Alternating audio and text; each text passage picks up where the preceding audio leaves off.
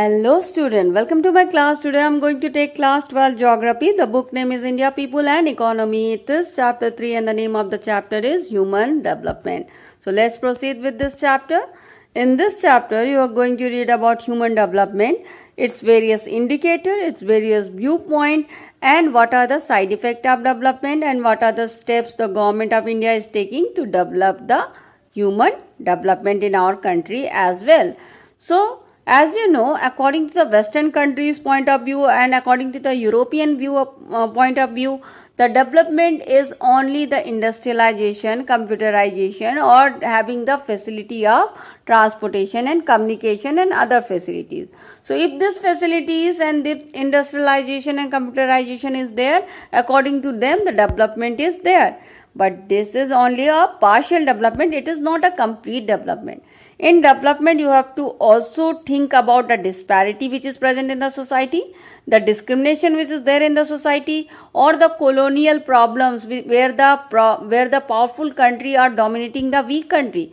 All these things should also be considered while calculating the development.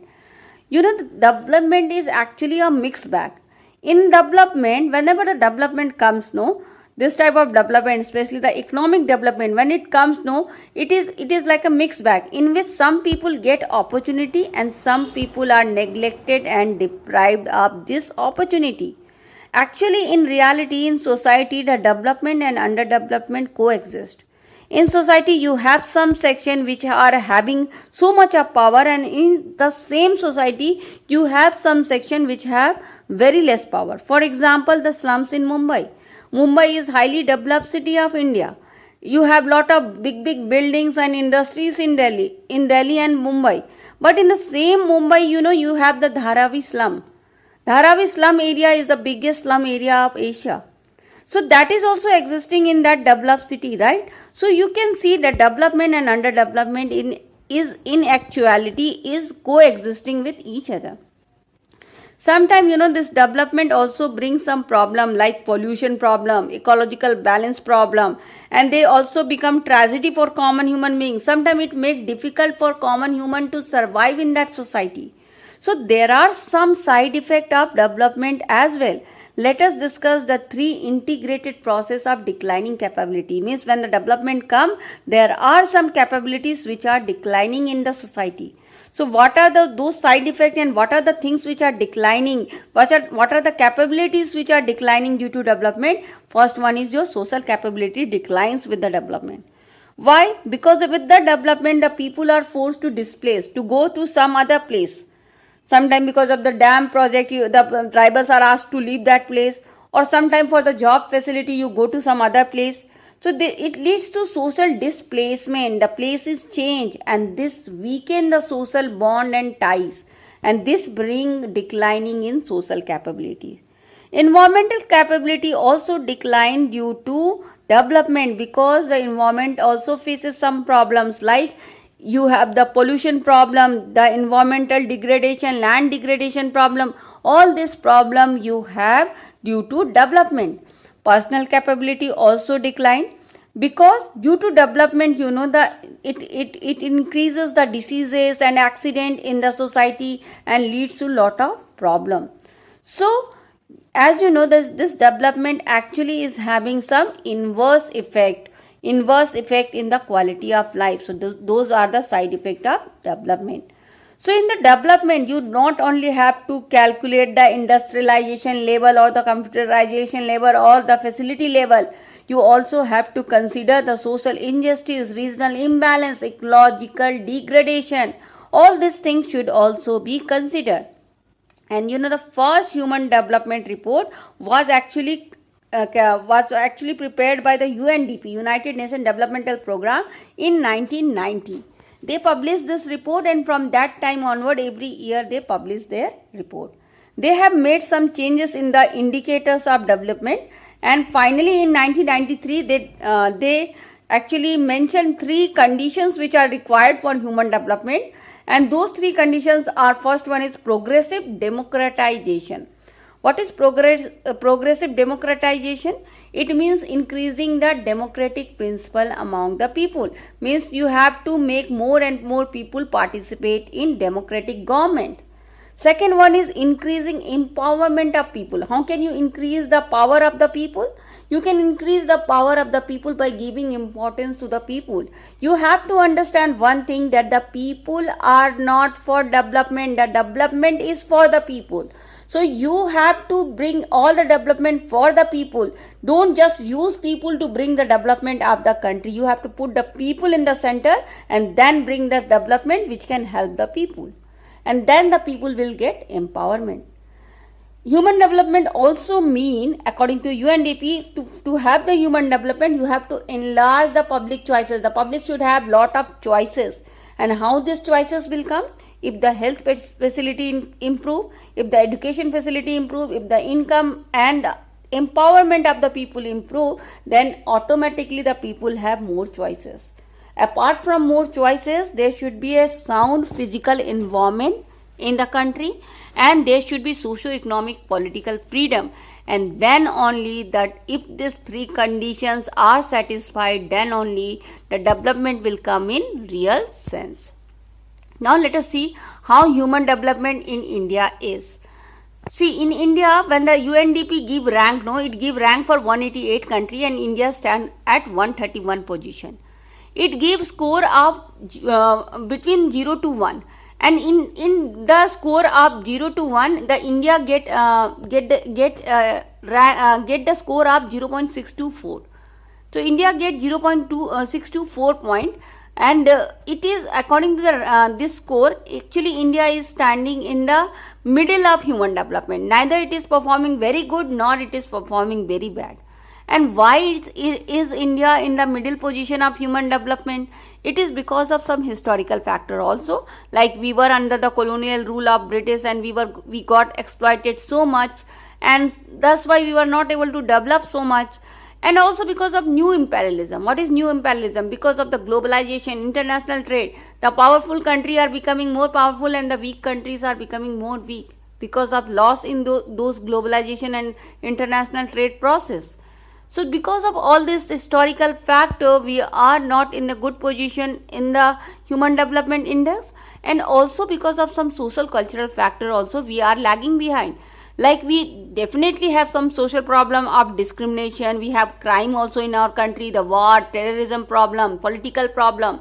Political factors like which type of state we are having, which type of government we are having, where we are having democratic government or dictator government. So all these things are also responsible for deciding the development. So in all this historical factor, in the social cultural factor, in the political factor, we are actually not performing so good, and that's why our rank is in between our human development index, and we are not performing so good. So according to the UNDP, when they prepared the HDI for the whole country, same thing was given importance in India also by the Planning Commission, and India decided to give its HDI rank to all the state. So first he divide the India is divided into many states. So it took the state and the union territory as the unit, and it decided to find out the HDI for all the state. And it started calculating HDI for all the state. Same way, the state government also decided that we will also calculate HDI for our different district. So they took district as a unit of division, and they started to find out what are their HDI rank in the performance. So what is the use of this? Because with this, when we find out the HDI rank of the different states or of the different district, we can come to conclusion that which state is actually developing and which state is lagging behind in which field. So we started calculating it on the national level by dividing the nation into state, and in the state level also by dividing it into different district. So final HDI Planning Commission report was calculated by taking three factors as an indicator. So when they decided, okay, we will calculate HDI, now they have to decide the indicator on the basis of which you will decide whether the state or the district is developed or not. So they gave importance to three indicators to decide the development of a state or a district. And of this, the first indicator was economic attainment, indicator of economic attainment. So under this indicator, they said that if the state is having the enough resources, and if everybody is having the access to those resources in that state, then it is a developed state. It is also calculated by finding out the GNP and per capita GNP. Means how much is the income of the state and how much per capita income, means per person, how much per person is getting in that state. So if it is increasing, the state is developed. If it is decreasing, then state is not developed according to economic attainment. Alright. So in this indicator, the some state like Maharashtra, Punjab, Haryana and Gujarat, they came in the top position, because in this place you have the people below poverty line is only 10 to 20% people are 10 to 20% of population of that state are below poverty line.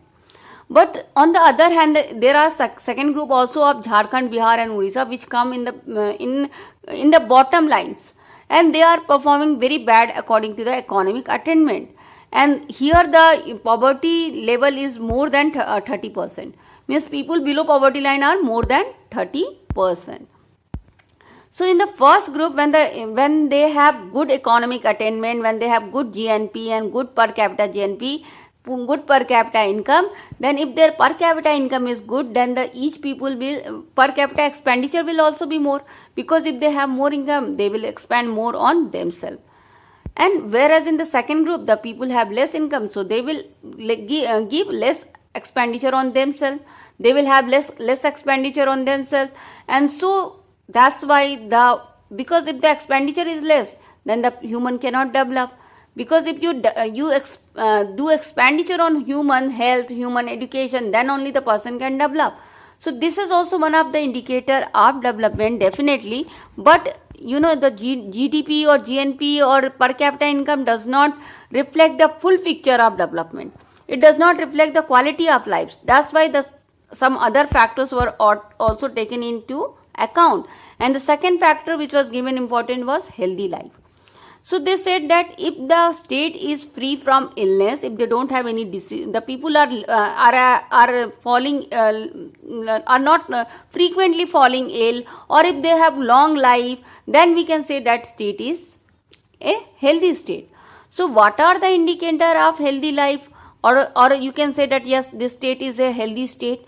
So they gave some criteria to decide the health factor. So first one was a pre and post natal facility. What is there in pre and post natal facility? They said that if in a state, if the infant mortality rate is less, and the ladies who are giving birth to the baby, if they are not dying after the delivery, if the less number of people are dying after the delivery, and if the less infant mortality rate is there, then the state is developed. Means the children below 1 year, they are very vulnerable to death, because they fall ill very soon, and they have very sensitive to death. So if more children below 1 year are dying in a state, that means that state is not having good health facility. And if more number of women are dying after the delivery, then also the state is not performing well in health facility. So what you need to care about the ladies before the delivery and also after the delivery. And this is called pre and post natal facility. Means caring the ladies before the delivery and after the delivery. Then only if you care about the lady before and after the delivery, then only you can control the infant mortality rate, because the infants are mostly depend on the mother's milk, and then only you can control the death of the ladies after the delivery. Also they talk about old age health care. Means old people should have the health care facility, and adequate nutrition, adequate food should be supplied to the individual, and safety should be supplied to the individual. If these things are there, then the state is developed.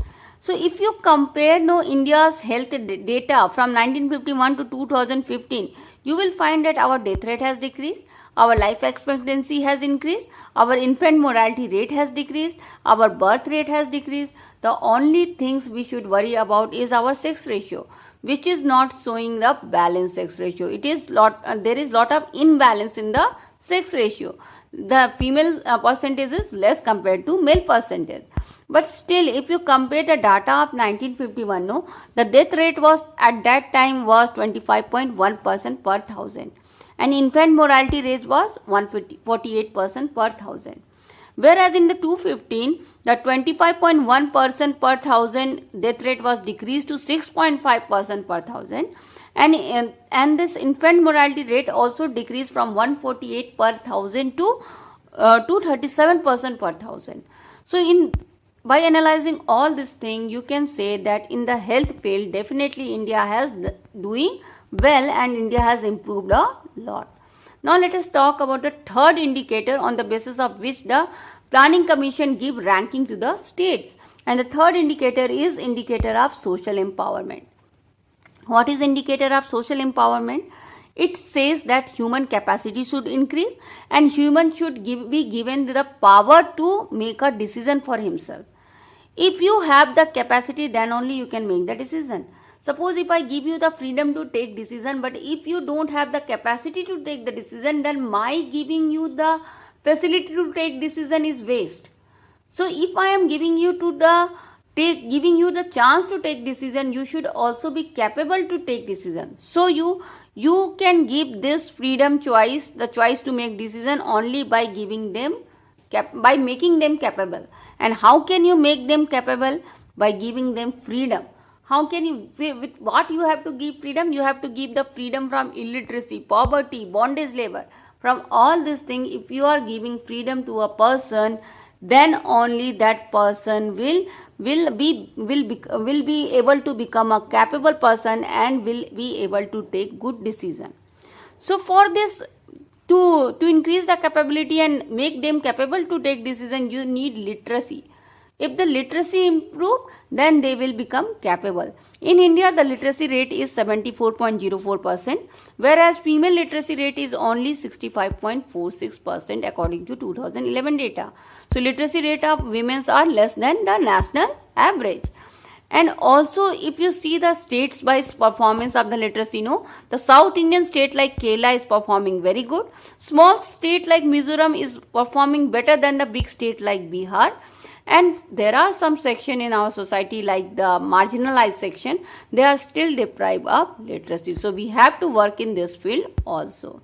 So calculate on the basis of this three indicator, in India also we calculate the HDI. And according to the HDI, which Planning Commission calculate, it calculated for the whole states and union territory. And in this HDI, the Kerala come at the first position. And between 0 to 1% of rank of scoring, the Kerala get the points 0.796 points it get, and it stand first in the ranking of the whole states of India. And after the Kerala, Delhi, Himachal Pradesh, Goa and Punjab get the second, third, fourth and fifth rank. Whereas the state like Bihar, Odisha, Chhattisgarh is performing very bad in this, and they are ranking in the bottom level. So literacy actually play a very important role in deciding this ranking. If you see only the economic development, then Maharashtra, Gujarat, Punjab, Haryana are performing much better than Kerala. But Kerala is performing good in literacy and in the healthcare facility. That's why the Kerala has defeated all and ranked first. Now let us see the relationship between population, environment and development. So see, the development is not just industrialization, computerization, it is also mean giving importance to human value, human right, environment.